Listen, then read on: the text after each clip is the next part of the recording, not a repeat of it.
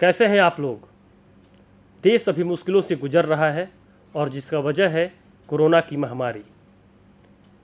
इस लॉकडाउन की वजह से जो विद्यालय बंद हुए हैं, आशा है कि आप इस समय में अपने घरों में सुरक्षित होंगे, सकुशल होंगे एवं कोरोना की महामारी को हराने में देश की मदद कर रहे होंगे।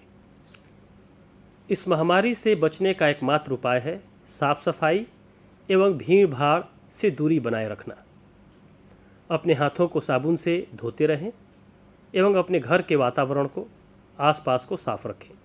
साबुन से कम 20 सेकंड तक अपने हाथ को धोना है। आपको पता होगा कि शैक्षणिक सत्र की शुरुआत अप्रैल से होती है। अप्रैल में इस लॉकडाउन के मद्देनज़र बिहार सरकार ने यह निर्णय लिया है कि हम कक्षाओं का संचालन दूरदर्शन और इंटरनेट मोबाइल ऐप के माध्यम से शुरू करेंगे। इसमें हमारा सहयोग दिया है यूनिसेफ ने और दूरदर्शन ने।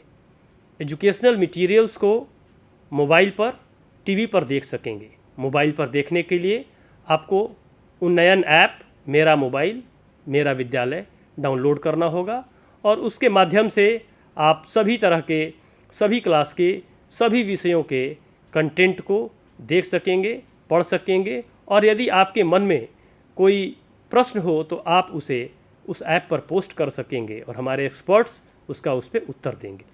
अगर आपके पास एंड्रॉयड मोबाइल या इंटरनेट नहीं है तो भी घबराने की कोई ज़रूरत नहीं है। हम लोग अपने एजुकेशनल कंटेंट को डीडी बिहार पर एयर करेंगे, जहां आप उसे देखकर सीख सकेंगे, क्विज में भाग ले सकेंगे और अगर किसी तरह की समस्या हो पढ़ाई संबंधी तो दिए गए नंबर पर आप संपर्क कर अपनी शंका का समाधान कर सकेंगे।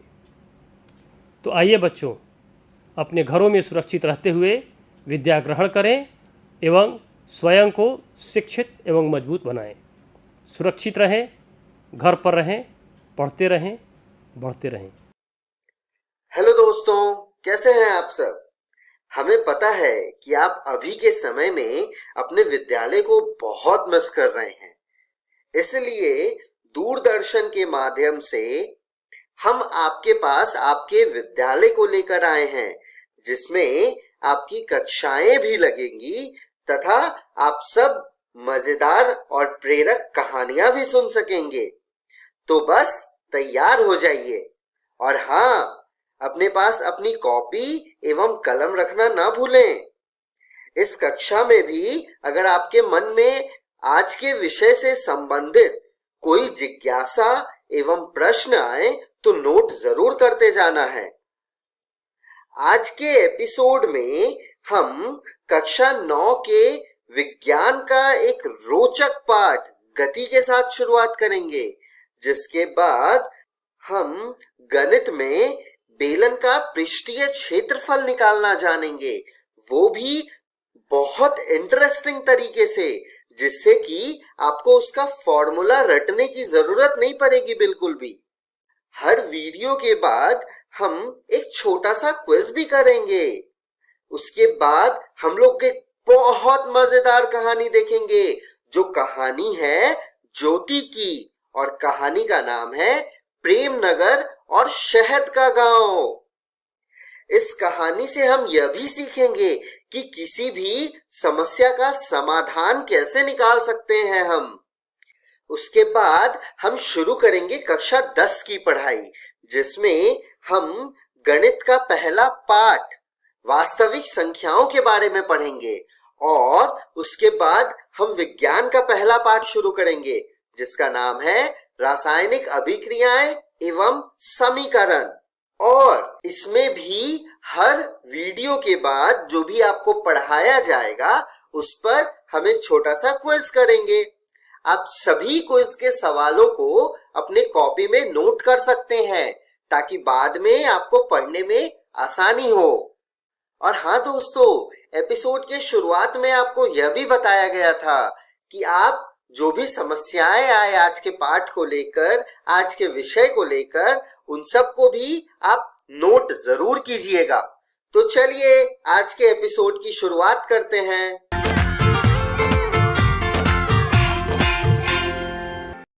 हेलो फ्रेंड्स, आज हम गति के बारे में पढ़ेंगे, जिसको हम मोशन भी कहते हैं। आप सभी गति के बारे में तो जानते ही होंगे। कहीं भी कोई काम हो रहा हो तो उसमें गति जरूर होती है। इसी चीज को हम विस्तार में जानेंगे और इस वीडियो में हम 3 चीजों की चर्चा करेंगे। तो आइए देखते हैं कि हम किन किन 3 चीजों पे चर्चा करने वाले हैं। सबसे पहले हम जानेंगे कि मोशन यानी कि गति होती क्या है। फिर हम जानेंगे मोशन इन स्ट्रेट लाइन यानी सीधी रेखा में गति। और अंत में हम डिस्टेंस एंड डिस्प्लेसमेंट यानी कि दूरी और विस्थापन के बारे में जानेंगे। तो चलिए शुरू करते हैं और जानते हैं गति के बारे में। अब ये मोशन क्या होता है? सीधे शब्दों में जाने तो अगर कोई ऑब्जेक्ट यानी कि कोई वस्तु मूव कर रहा है तो वो मोशन में है, और अगर वो एक जगह पर रुका हुआ है तो उसको हम कहेंगे कि वो रेस्ट पर है। अब आपके आसपास की वस्तुओं को देखिए और सोचिए कि वे रेस्ट में हैं या फिर मोशन में। देखिए, जैसे कि ये बच्चा स्कूल जा रहा है तो ये बच्चा मोशन में है। बच्चों, आपने कई बार पेड़ से पत्तों को गिरते हुए देखा होगा, वो भी मोशन ही कहलाएगा। यानी कि कोई भी वस्तु जो हिल रही हो मोशन में कहलाती है, और कोई भी वस्तु जो स्थिर अवस्था में हो वो रेस्ट में कहलाती है। अब हम मोशन इन स्ट्रेट लाइन को समझ लेते हैं। सीधे शब्दों में कहें तो अगर कोई वस्तु जैसे कि एक कार सीधी रोड पर चल रही है तो इस टाइप के मोशन को मोशन इन स्ट्रेट लाइन कहते हैं। इसलिए जब किसी वस्तु की स्थिति संदर्भ या समय के फ्रेम के संबंध में बदलती है तब हम उसे गति में कहते हैं।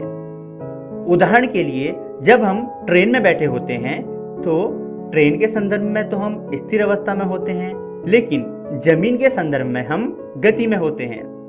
यानी कि अगर हम चलते ट्रेन में ही हैं तो ट्रेन में बैठा आदमी हमें स्थिर दिखेगा, लेकिन अगर हम जमीन पर खड़े हैं तो चलते ट्रेन में बैठा आदमी हमें गति में दिखेगा।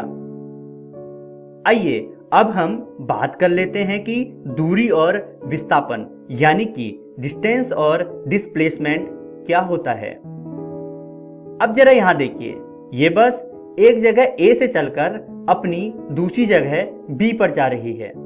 अब ये अपने रास्ते में कई बार अपनी दिशा बदल रही है, तो जो लंबाई बस ने अपनी इस रास्ते में कवर की उसे हम डिस्टेंस यानी कि दूरी कहेंगे। अब मान लेते हैं कि ये बस एक दूसरे रोड से जा रही है जो कि डेस्टिनेशन ए से बी तक सबसे छोटी दूरी में पहुंचेगी। अब ये स्ट्रेट रोड ए और बी के बीच में, जिसमें कि एक दिशा में वस्तु मूव कर रहा हो और वो भी सबसे छोटी दूरी में, तो उसे हम डिस्प्लेसमेंट यानी कि विस्थापन कहेंगे। चलिए एक और उदाहरण देखते हैं।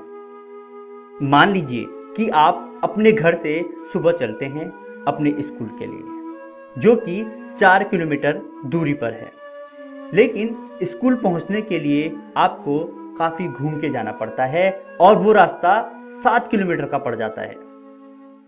तो जरा सोचिए और बताइए कि आपके घर से स्कूल तक की दूरी कितनी होगी और घर से स्कूल तक का विस्थापन क्या होगा। ये सवाल आप लोग नोट कर लीजिए और घर से सोच के आइएगा। हम इस जवाब की चर्चा अगली वीडियो में करेंगे। तो आज की इस वीडियो में हमने motion in a straight line, distance and displacement को पढ़ा। आशा करता हूं आपको यह सब समझ में आया होगा। तो मिलते हैं अगली वीडियो में। धन्यवाद। Daily quiz. पहला प्रश्न, अगर कोई वस्तु चल रही है तो वह डैश में है। ऑप्शन ए गति में, ऑप्शन बी स्थिरता, ऑप्शन सी त्वरण में और ऑप्शन डी इनमें से कोई नहीं। दूसरा प्रश्न, वस्तु की स्थिति के लिए किसका होना आवश्यक है? ऑप्शन ए दिशा, ऑप्शन बी निर्देश बिंदु, ऑप्शन सी गति, ऑप्शन डी ए और बी। प्रश्न 3, निर्देश बिंदु को और क्या कहा जाता है? ऑप्शन ए मूल बिंदु, ऑप्शन बी शुरुआती बिंदु, ऑप्शन सी स्थिति बिंदु, ऑप्शन डी इनमें से कोई नहीं। चौथा प्रश्न, इनमें से कौन सा गति का उदाहरण नहीं है? ऑप्शन ए चलती हुई कार, ऑप्शन बी पृथ्वी, ऑप्शन सी दीवार, ऑप्शन डी दीवार के कण। प्रश्न 5, वस्तु की स्थिति किसी वस्तु का डैश दर्शाती है? ऑप्शन ए दिशा, ऑप्शन बी निर्देश बिंदु, ऑप्शन सी स्थान, ऑप्शन डी इनमें से कोई नहीं। सही उत्तर क्वेश्चन 1 का ए, क्वेश्चन 2 का डी, क्वेश्चन 3 का ए, क्वेश्चन 4 सी, क्वेश्चन 5 सी।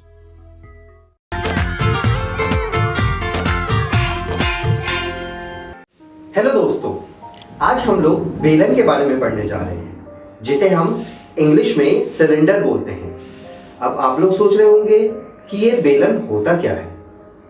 तो दोस्तों, आप सभी ने पानी की बोतल देखी होगी और आपके घर में खाना पकाने वाला जो गैस का सिलेंडर है वो देखा होगा और उस आकार की काफी सारी चीजें देखी होंगी। ये सभी बेलन आकार की होती है। तो चलिए आज की इस वीडियो में हम बेलन के बारे में कुछ चीजों को जानेंगे। दोस्तों, इस बेलन को देखिए, जिसकी ऊंचाई h है और ऊपरी और निचली पृष्ठ वृत्ताकार है। चलिए अभी इन वृत्त को साइड में रखते हैं, अलग रखते हैं।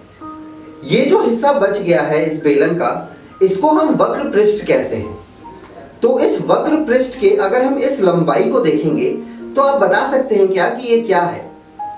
ये उस वृत्त की परिधि है जिसका मान 2 पाई r होता है। अब अगर हम इस वक्र पृष्ठ को इस प्रकार काटते हैं और इसे खोलते हैं तो ये किस आकार का हो गया? जी हां, ये एक आयत है और इस आयत की लंबाई क्या होगी? जो उस वृत्त की परिधि थी, यानी 2 पाई r, और इसकी चौड़ाई क्या होगी? जो उस बेलन की ऊंचाई थी, जी हां, h। तो किसी भी आयत का क्षेत्रफल क्या होता है? किसी भी आयत का क्षेत्रफल होता है उसकी लंबाई गुने में उसकी चौड़ाई, यानी L इंटू बी। तो यहाँ पे इसकी लंबाई जो है वो है 2 पाई r और इसकी जो चौड़ाई है वो है h, यानी कि उस बेलन की ऊंचाई। तो अगर हम इसका क्षेत्रफल निकालते हैं तो वो निकल के आता है लंबाई गुने में चौड़ाई, जो हमें बताता है 2 पाई r गुने में h। तो ये जो 2 पाई r गुने में h निकल के आया है, ये उस बेलन का पृष्ठीय क्षेत्रफल है। अब चलिए दोस्तों, हम इस बेलन का कुल पृष्ठीय क्षेत्रफल निकालते हैं। तो कुल पृष्ठीय क्षेत्रफल निकालने के लिए हमें पहले इन दोनों वृत्तों को भी यहां लाना होगा। अब दोस्तों, आप लोग बता सकते हैं क्या कि इस वृत्त का जिसकी त्रिज्या r है उसका क्षेत्रफल क्या होगा? तो किसी भी वृत्त का जिसकी त्रिज्या r हो उसका क्षेत्रफल होता है पाई गुने में r का वर्ग। तो अब यहां पे अगर हम इस बेलन को देखें तो इस बेलन में 3 चीजें हैं हमारे पास। एक ऊपरी पृष्ठ जो एक वृत्त है, निचली पृष्ठ जो एक वृत्त है और बीच का आकार। तो बीच के आकार का पृष्ठीय क्षेत्रफल अभी हमने निकाला है, जो है 2 पाई r गुने में h, और ऊपरी और निचली पृष्ठ का त्रिज्या है r। तो इसका क्षेत्रफल हमें पता है कि पाई गुने में r का वर्ग होगा। तो अब चलिए, अब अगर हम इसका कुल पृष्ठीय क्षेत्रफल निकालें तो हम दोनों वृत्तों के क्षेत्रफल को और जो पृष्ठीय क्षेत्रफल हमने निकाला था, तीनों को अगर हम जोड़ दें तो वो एक बेलन बन जाता है। तो वो हमें दे देगा उस बेलन का कुल पृष्ठीय क्षेत्रफल। तो दोस्तों, वृत्त का जो क्षेत्रफल हमें निकल के आया वो है पाई गुने में r का वर्ग। जोर बीच का हिस्सा जो कि पृष्ठीय क्षेत्रफल था वो है 2 पाई r गुने में h, और नीचे वाला पृष्ठ जो कि फिर से एक वृत्त है जो कि है पाई गुने में r का वर्ग। अब अगर हम तीनों को जोड़ें तो हमें निकल के आएगा 2 पाई r गुने में h प्लस 2 पाई r का वर्ग। अब अगर हम इसमें से 2 पाई r को उभयनिष्ठ कर दें तो हमें ब्रैकेट में बचेगा r प्लस h, यानी किसी भी बेलन का कुल पृष्ठीय क्षेत्रफल हमें जो निकल के आएगा वो आएगा 2 पाई r गुने में r प्लस h। आशा करता हूं आप लोगों को बेलन के बारे में समझ आया होगा और आप लोग अब जो भी चीज देखेंगे बेलन के आकार की उसके बारे में आप और जान सकेंगे, या फिर उसकी अगर आपको ऊंचाई और वृत्त का त्रिज्या पता हो तो आप उसका कुल पृष्ठीय क्षेत्रफल या फिर पृष्ठीय क्षेत्रफल निकाल सकते हैं। मिलते हैं अगली वीडियो में कुछ और रोचक विषय के साथ। नमस्कार दोस्तों, आज हम पाठ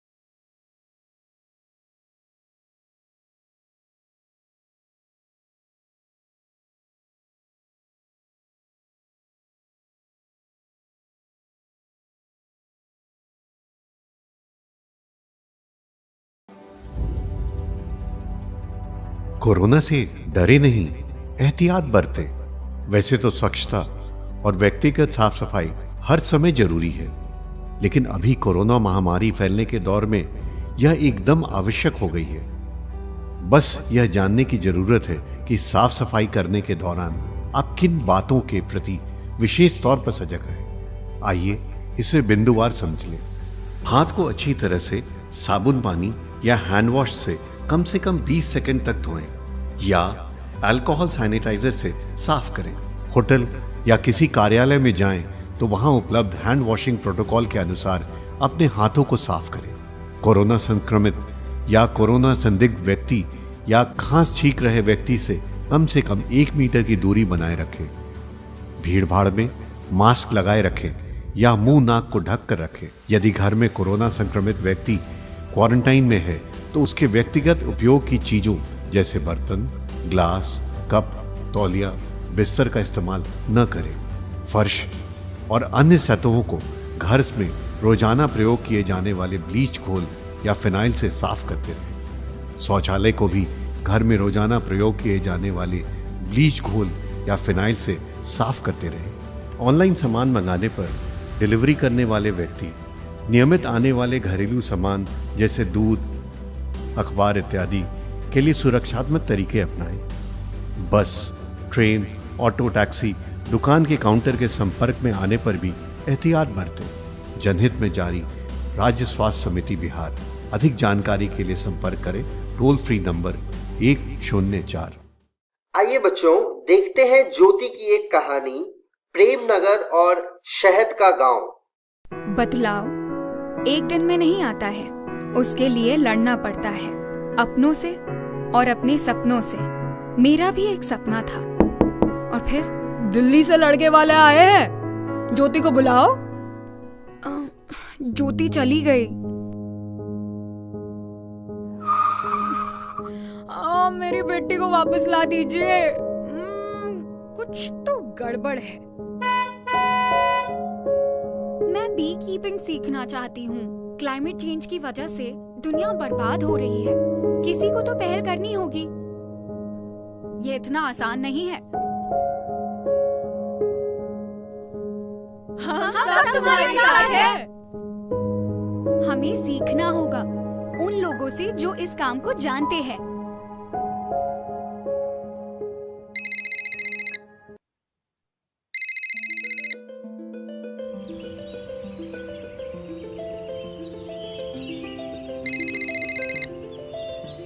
अरे, ये हमारा फोन भी नहीं उठा रही है।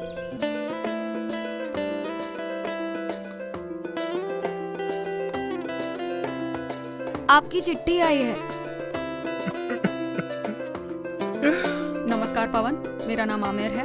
मैं ज्योति के साथ स्कूल में पढ़ने वाली जरीन और अमीना का पिता हूँ। आपकी तरह मेरी भी बेटी है, इसलिए आपको ये बताना जरूरी है कि ज्योति हमारे साथ झारखंड में सुरक्षित है। तुम देखना, ज्योति हमारा नाम रोशन करेगी। ज्योति! पिताजी, इस गांव को बर्बाद होने से रोकने के लिए मेरे पास एक सल्यूशन है। मुझे तुम पर गर्व है ज्योति। मेरी बेटी वापस आ गई है। प्रॉब्लम कितनी भी बड़ी हो, उन्हें सुलझाने की हिम्मत होनी चाहिए। आखिर यही तो करता है एक व्यवसायी। हाँ, मैं एक एंटरप्रेन्योर हूँ जो प्रेम नगर और शहद के गांव नाम की जगह पर रहती हूँ।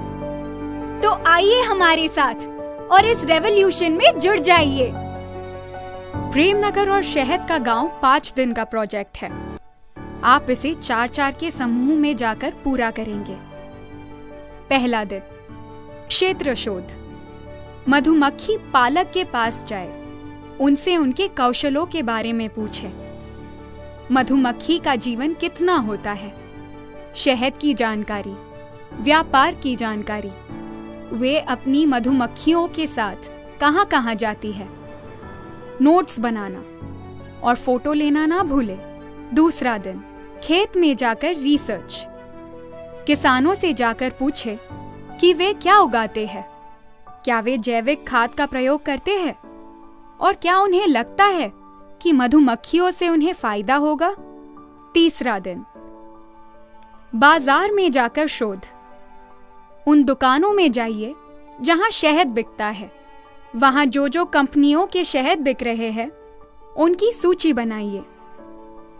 देखिए कि शहद की बरनी प्लास्टिक की है या कांच की।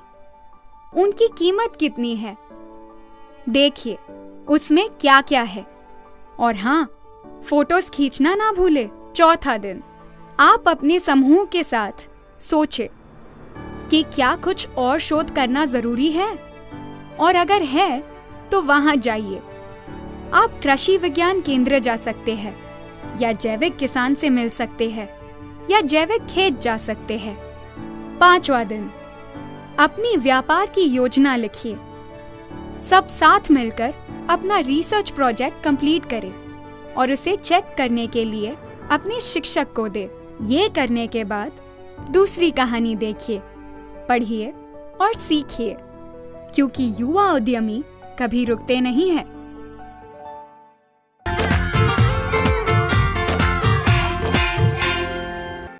नमस्कार दोस्तों, आज की इस वीडियो में हम पढ़ेंगे वास्तविक संख्याएं, जिसको इंग्लिश में रियल नंबर्स कहते हैं। तो ये वीडियो है वास्तविक संख्याएं का पार्ट 1। चलिए देखते हैं पार्ट 1 में हम क्या पढ़ेंगे। यूक्लिड विभाजन प्रमेयिका। चलिए थ्योरम देखते हैं एक यूक्लिड विभाजन प्रमेयिका का। प्रमेय 1.1 यूक्लिड विभाजन प्रमेयिका। दो धनात्मक पूर्णांक a और b दिए रहने पर ऐसी अद्वितीय पूर्ण संख्याएं q और r विद्यमान है कि a बराबर bq जमा r हो, जहां पर r 0 से बड़ा या बराबर है तथा r b से छोटा है। इसका अर्थ है कि कोई भी दो पूर्णांक दिया हो, धनात्मक पूर्णांक, तो हम ऐसी दो संख्याएं निकाल सकते हैं q और r, जिससे a बराबर bq जमा r एक जो समीकरण है वो सेटिस्फाई करेगा, और r जो है, r यहाँ पर शेषफल दर्शाता है। r 0 से बड़ा होगा या बराबर होगा और r b से छोटा होगा। यूक्लिड विभाजन एल्गोरिथम दो धनात्मक पूर्णांकों का HCF परिकलित करने की एक तकनीक है। यानी HCF निकालने के लिए हम यूक्लिड विभाजन एल्गोरिथम का प्रयोग करते हैं।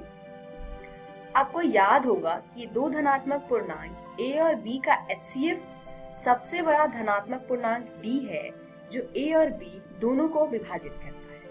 मतलब HCF, जिसको हम इंग्लिश में हाईएस्ट कॉमन फैक्टर कहते हैं, वो दो संख्याओं का वो सबसे बड़ा धनात्मक पूर्णांक होता है जो दोनों ही संख्याओं को पूर्ण रूप से विभाजित करता है। दो धनात्मक पूर्णांकों, मान लीजिए c और d, जहां c d से बड़ा है, का HCF प्राप्त करने के लिए नीचे दिए हुए चरणों का अनुसरण कीजिए। यानी ये वो सारे स्टेप्स हैं, वो चरण हैं जिनका हम प्रयोग करते हैं दो धनात्मक पूर्णांकों का HCF निकालने के। स्टेप 1, C और D के लिए यूक्लिड विभाजन प्रमेयिका का प्रयोग कीजिए। इसीलिए हम इससे Q और R ज्ञात कर सकते हैं कि C बराबर DQ जमा R हो, जहां C दोनों संख्याओं में से बड़ी संख्या है, बराबर D छोटी संख्या, Q भाजक जमा R शेषफल। जो शेषफल है वो 0 से बड़ा या बराबर होगा तथा ये शेषफल D से छोटा होगा। चरण 2 यानी स्टेप 2, यदि R 0 के बराबर है, यहाँ पे हमारे पास दो केसेस आते हैं, या R 0 के बराबर होगा या R 0 से बड़ा होगा। तो यदि R 0 के बराबर है तब D पूर्णांकों C और D का HCF है और यहीं पे हमारा हल प्राप्त हो जाएगा। दूसरा केस, यदि R 0 के बराबर नहीं है तो D और R के लिए यूक्लिड विभाजन प्रमेयिका का फिर से प्रयोग कीजिए। स्टेप 3, इस प्रक्रिया को तब तक जारी रखिए जब तक शेषफल 0 ना प्राप्त हो जाए। इसी स्थिति में प्राप्त भाजक ही वांछित HCF होगा। चलिए एक प्रश्न देखते हैं। 4052 और 12576 का HCF यूक्लिड विभाजन एल्गोरिथम का प्रयोग करके ज्ञात कीजिए। हल, पहला चरण, यहाँ पे 12576 बड़ा है 4052 से, तो हम 12576 और 4052 पर यूक्लिड विभाजन प्रमेयिका का प्रयोग करेंगे। और हमें प्राप्त होगा 12,576 बराबर 4052 गुने में 3 जमा 420। चलिए देखते हैं ये हमने कैसे प्राप्त किया। भाग का साइन बनाएंगे, जो इन दोनों में से बड़ी संख्या है उसको भाज्य के रूप में लिखेंगे तथा जो छोटी संख्या है उसको भाजक की जगह लिखेंगे और इसको भाग देंगे। 3 बार में ये आएगा 12,156, तो घटाने पर हमें शेषफल 420 प्राप्त होता है। क्योंकि शेषफल 420 0 के बराबर नहीं है, इसीलिए हम 4052 और 420 के लिए यूक्लिड प्रमेयिका का प्रयोग करके निम्नलिखित प्राप्त कर सकते हैं। देखते हैं अब हम इसके आगे अगला स्टेप कैसे लेंगे। ये हमारा पिछला आंसर है। दूसरा हम भाग का साइन फिर से बनाएंगे तथा 4052 जो कि पिछले स्टेप पर भाजक था उसको हम भाज्य की तरह यहाँ लिखेंगे तथा 420 जो पिछले स्टेप में शेषफल था उसको हम भाजक के रूप में लिखेंगे। तो हर बार हमें ये इसी प्रकार करना है, भाजक को भाज्य की तरह लिखना है तथा शेषफल को भाजक की तरह लिखना है। फिर हम इसको दोबारा भाग करेंगे। 9 बार में ये आता है 3780, घटाने पर शेषफल प्राप्त होगा 272। क्योंकि शेषफल 272 0 के बराबर नहीं है, तो हम 272 तथा 420 में दोबारा से यूक्लिड विभाजन प्रमेयिका का प्रयोग करेंगे। तो नए भाजक 420 और नए शेषफल 272 को लेकर यूक्लिड प्रमेयिका का प्रयोग करेंगे। इससे हमें प्राप्त होगा 420 बराबर 272 गुने में 1 जमा 148। इसमें हम फिर 420 को भाज्य के रूप में लिखेंगे तथा 272 को भाजक के रूप में लिखेंगे तथा एक आया हमारा भागफल। इसको भाग देने पर शेषफल प्राप्त होता है 148। नए भाजक 272 और नए शेषफल 148 पर यूक्लिड विभाजन प्रमेयिका का फिर से प्रयोग करेंगे और ये हम तब तक करते रहेंगे जब तक कि हमारा शेषफल 0 नहीं आ जाता। अब 148 और 272 को लेते हैं और आगे हल करते हैं। इस पे फिर से यूक्लिड विभाजन प्रमेयिका का प्रयोग करने पर हमें 148 भाजक प्राप्त हुआ है तथा शेषफल 124 प्राप्त हुआ है, जिसपे हम फिर से यूक्लिड विभाजन प्रमेयिका का प्रयोग करेंगे। इससे ये आएगा 148 बराबर में 124 गुने में 1 जमा 24। हम नए भाजक 124 और नए शेषफल 24 पर यूक्लिड प्रमेयिका का प्रयोग फिर से करेंगे और इससे हमें मिलेगा 124 बराबर 24 गुने में 5 जमा 4। अब नया भाजक है 24 और नया शेषफल है 4। इस पर हम यूक्लिड विभाजन प्रमेयिका का प्रयोग करेंगे। क्योंकि ये लास्ट स्टेप है इसलिए इसको डिटेल में देखते हैं। अब 24 को हम भाज्य की जगह पर लिखेंगे तथा 4 को भाजक की जगह पर लिखेंगे। 4 में अगर हम 6 से गुना करते हैं तो 24 प्राप्त होगा, यानी इस स्टेप पर हमारा जो उत्तर है, जो शेषफल है वो 0 आता है। क्योंकि अब शेषफल 0 के बराबर आ चुका है तो इस स्टेप पे जो हमारा भाजक है यानी कि 4 वो इस प्रश्न का उत्तर है, यानी 4052 तथा 12,576 का HCF 4 है। इस वीडियो में हमने सीखा यूक्लिड विभाजन प्रमेयिका। अगली वीडियो में हम देखेंगे अंकगणित की आधारभूत प्रमेय, भाज्य संख्या की परिभाषा तथा HCF और LCM।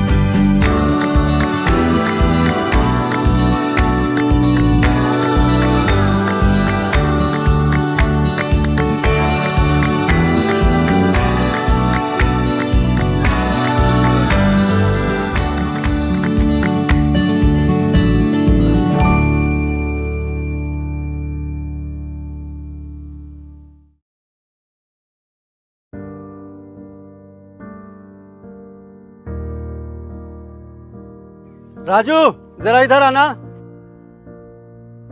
चाचा प्रणाम। प्रणाम। ये बताओ कि स्कूल से ड्रेस का पैसा मिला कि नहीं? मिल गया, पिछले हफ्ता मिल गया। और छात्रवृत्ति? चाचा वो तो अब खाता में ही चला आता है। अरे वाह, ये सब तो इसको खूब पता है।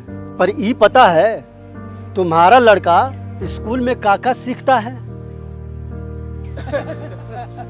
ये हंसने का नहीं, सोचने का वक्त है। सिर्फ बैट हाथ में दे देने से कोई सचिन नहीं बन जाता। उसी तरह ड्रेस सिलवाकर पहनाकर स्कूल भेज देने से पिंटू होनहार नहीं बन जाएगा। अब जरूरत है कि माता पिता बच्चे स्कूल में क्या सीख रहे हैं उस पर ध्यान दें। तभी वक्त के साथ ये भी आगे बढ़ेंगे और हम भी। चाचा हम तैयार हैं, क्या आप तैयार हैं? आइए हम मिलकर अपने बच्चों के भविष्य को एक नई उड़ान दें। आज हम पूछेंगे तो कल ये सीखेंगे। आइए जाने कोरोना वायरस या कोविड-19 से बचाव के लिए हाथ धोने की प्रक्रिया। सबसे पहले हम पानी लेंगे, हाथ को भिगोएंगे, फिर हम साबुन लेके झाग बनाएंगे। झाग बनाने के बाद अच्छे से हाथ धोने के लिए हमारे 8 चरण हैं, जिसमें सबसे पहला चरण दोनों हथेलियों को गोला करते हुए हम रगड़ेंगे। दूसरा चरण, इसमें हम बाएं हाथ की हथेली दाएं हाथ की हथेली के ऊपर रख के उंगलियों को फंसाते हुए रगड़ेंगे। इसी प्रकार दूसरे हाथ में दोहराएंगे। तीसरा चरण, इसमें हम दोनों हाथों की उंगलियों को फंसाते हुए रगड़ेंगे। चौथा चरण, जिसमें हम बाएं हाथ के अंगूठे को दाएं हाथ से पकड़ेंगे और गोल करते हुए रगड़ेंगे। इसी प्रकार हम दूसरे हाथ में इसे दोहराएंगे। पांचवा चरण, इसमें हम दोनों हाथों की उंगलियों को इस प्रकार फंसाएंगे और इसे ऊपर नीचे रगड़ेंगे। छठा चरण, जिसमें हम हथेली में हम दाएं हाथ की उंगलियों को गोल करते हुए रगड़ेंगे। इसी प्रकार हम दूसरे हाथ में भी इसे करेंगे। सातवां चरण, जिसमें हम कलाई को रगड़ेंगे नीचे की तरफ। इसी प्रकार हम दूसरे हाथ में भी दोहराएंगे। आठवां चरण, हम पानी से साबुन को धोएंगे। यह प्रक्रिया हम 20 सेकंड तक अच्छी तरह से करेंगे। फिर हम किसी साफ टॉवल और टिश्यू से हाथों को पोंछ लेंगे।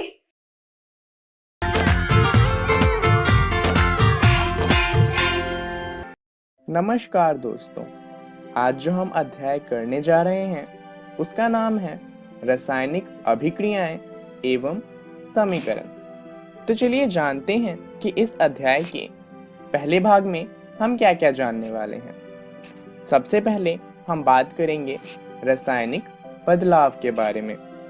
इसके बाद हम जानेंगे रासायनिक अभिक्रिया को और अंत में हम बात करेंगे रासायनिक समीकरण के बारे में। तो चलिए अध्याय को शुरू करते हैं रासायनिक बदलाव को जानते हुए। कुछ परिस्थितियां दी गई हैं, इन्हें ध्यान से देखिए। क्या होता है जब हम गर्मी के मौसम में दूध को खुला छोड़ देते हैं? आपने ध्यान दिया होगा कि दूध को गर्मियों के मौसम में खुला छोड़ने पे वो दही में बदल जाता है। इसके अलावा अगर हम लोहे की वस्तु को आर्द्र वायुमंडल में खुला छोड़ दें तो क्या होता है? आपने ध्यान दिया होगा कि लोहे की जो वस्तुएं होती हैं उन पे एक पतली सी भूरे रंग की परत आ जाती है, जिसे हम आम भाषा में कहते हैं कि लोहे में जंग लग गया है। इसके अलावा जब हम भोजन को पकाते हैं तो आपने ध्यान दिया होगा कि उसमें कई तरीके के बदलाव आते हैं। तो अगर हम इन तीनों बदलावों की बात करें जिन्हें हमने अभी देखा, तो हमें एक बात पता चलेगी कि इन सभी परिस्थितियों में प्रारंभिक वस्तु की प्रकृति तथा पहचान कुछ न कुछ बदल गई है।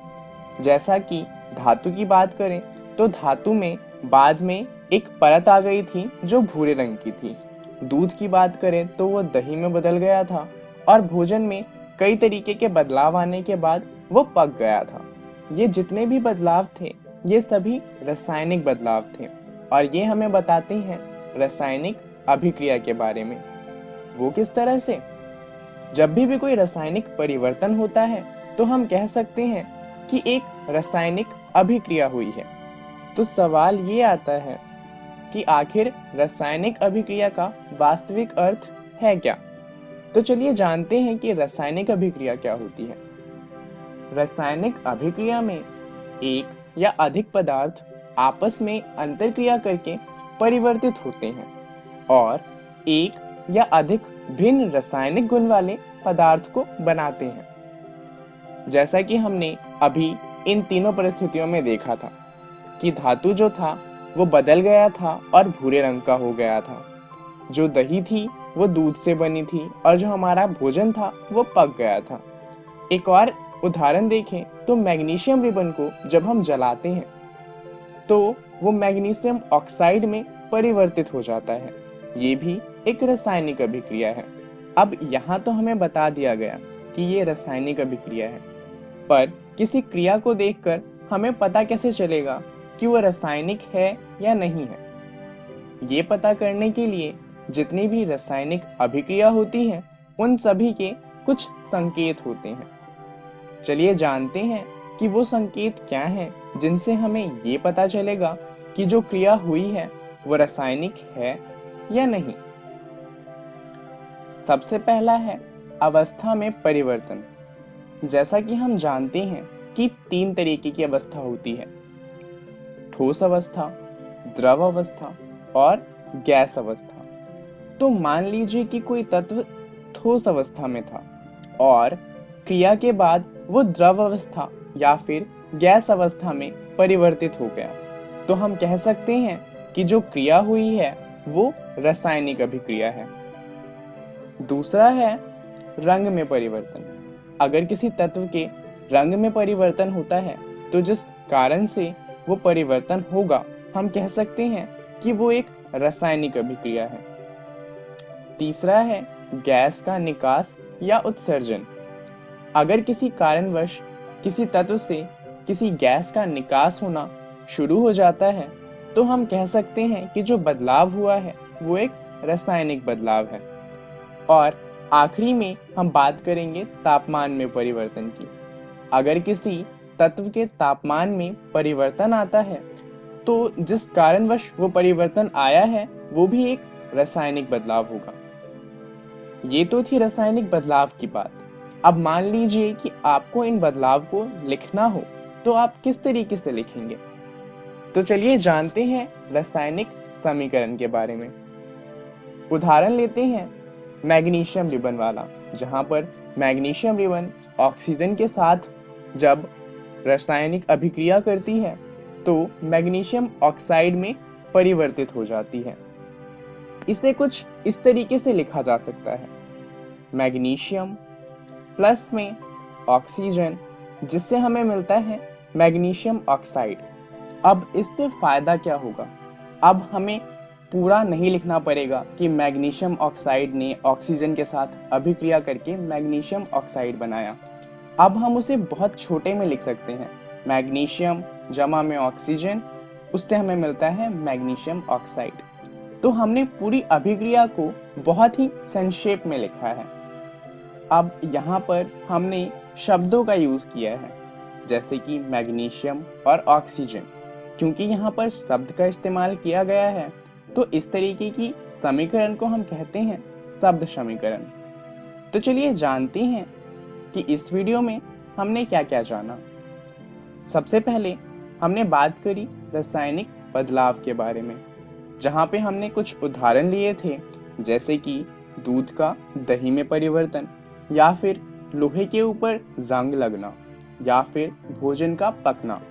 उसके बाद हमने बात करी रासायनिक अभिक्रिया के बारे में, जहाँ पर हमने ये जाना कि रासायनिक अभिक्रिया में जो तत्व होता है उसकी प्रकृति बदल जाती है और एक भिन्न प्रकृति वाले तत्व का निर्माण होता है।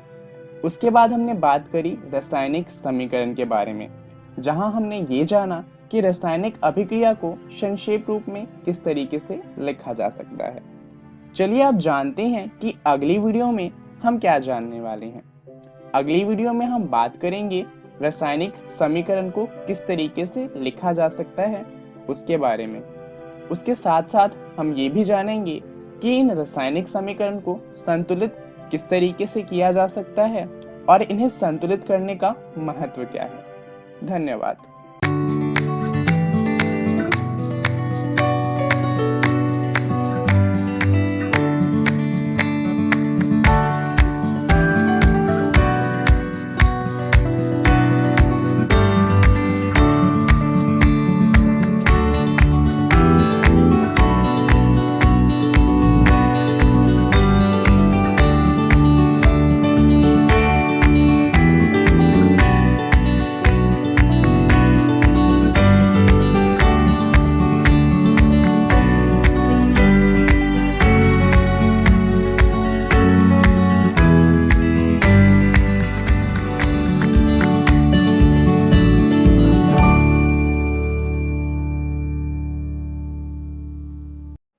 कोरोना वायरस जैसी महामारी से बचाव के लिए देश भर में लॉकडाउन है।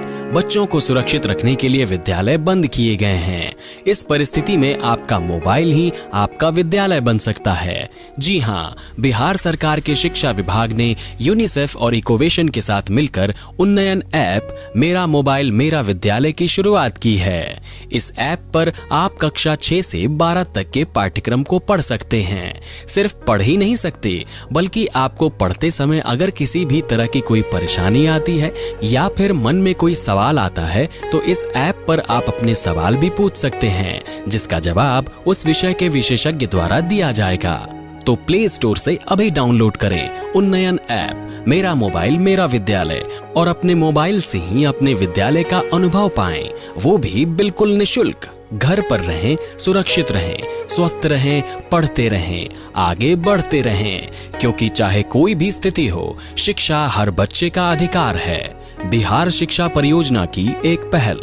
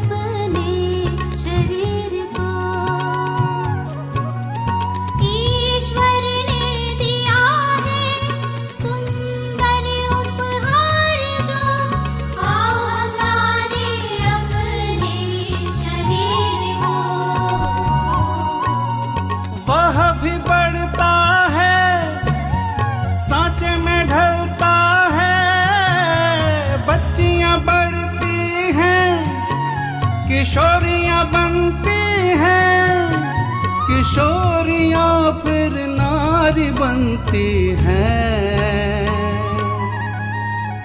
नारी बढ़ती है, गढ़ती है सारा संसार, गढ़ती है सारा संसार। सुनो सखियों मेरे मन की आवाज, आओ बताओ उस पल की बात। जाने हम अपने तन की बात, पौधों का जैसे होता है विकास। जाने हम अपने तन की बात, पौधों का जैसे होता है विकास। बेटियां खिलती कलियों के समान, बेटियां खिलती कलियों के समान, बेटियां खिलती कलियों के